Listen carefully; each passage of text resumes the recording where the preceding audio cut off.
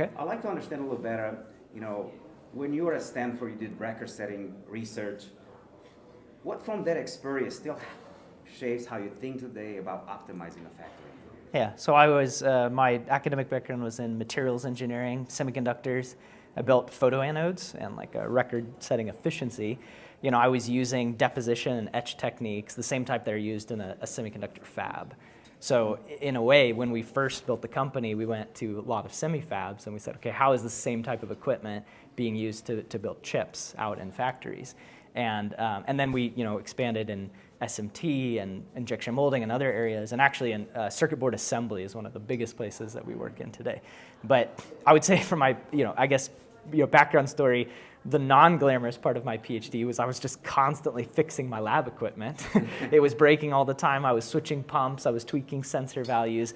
All of that was distracting me from what I wanted to do, which was optimize my product. I was trying to make my record-setting chip. And as it pertained to my chips, I was collecting just massive amounts of test data, and I was generating statistics and graphs and graphs and graphs. I spent all my time generating plots. And I would look at just hundreds of charts and use my head to try to figure out, what's happening. So the two things that influenced me from that, one was so much of my time got wasted from things that could have been more effective, maintenance, and that's kind of, we do a lot of that in making maintenance more effective. But what's more exciting, what we do at Arch, is helping people get to quality and compliance of what they're building. And that's about leveraging AI to understand, the data, all the test information, and just accelerate what you're doing.